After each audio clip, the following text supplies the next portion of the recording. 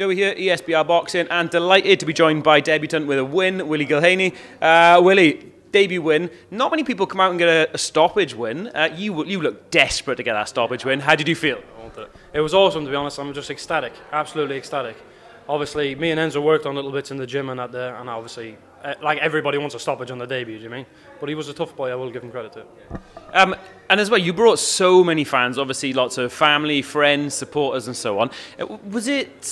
Was it hard to separate yourself from, they were screaming for you from round one? Is it hard to step away from it slightly and work on the game plan, or do you just enjoy getting sucked into it?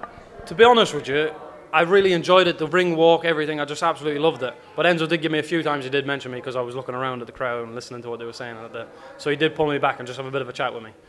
So before we carry on about tonight, for people who maybe don't know a little bit about you, you've obviously got a very good amateur background. Am I right in thinking you won 6 national titles? Is something along those lines? Yeah, I won 6 national titles. I won 3 silver medals in the British Championships, the ABA Championships. Multiple national titles and stuff I won. I had 39 amateur fights. I won 30 of them.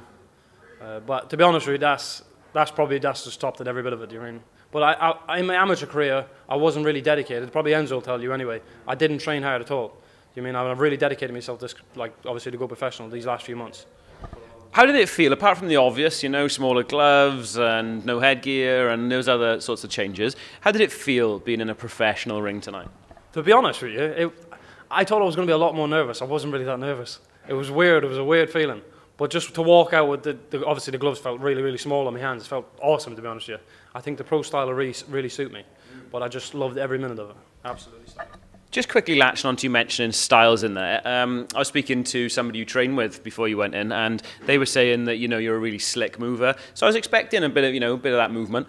But it was good to see you getting in a tear up as well, taking a few shots, giving a few shots. Can you mix it up, do both? Yeah, well, I come from obviously a fighting family, and it's bred into us from a young age. Like, we just love fighting.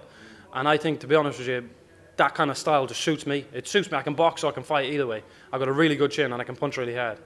Yeah, there's no doubt about that. You were loading up on some of those shots and got the stoppage against a really tough opponent for your first outing as well. Does that set the tone for where you want to go? You started off hitting hard. You've started off with a difficult opponent.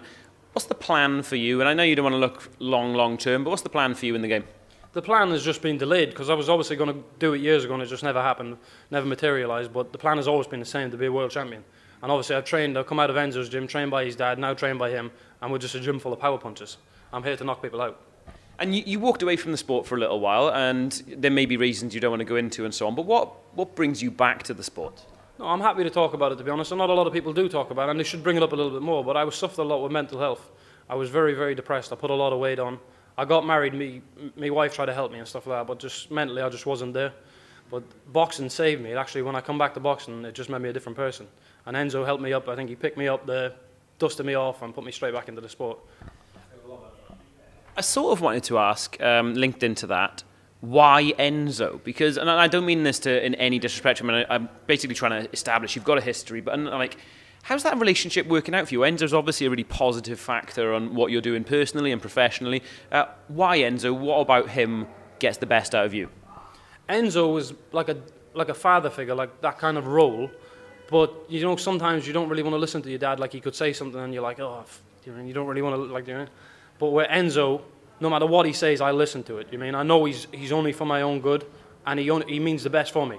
He's got a lot, obviously he's carrying on the path where his dad would have carried on, like training me to be a world champion. So he's got a lot of love and loyalty there. Like, we're family.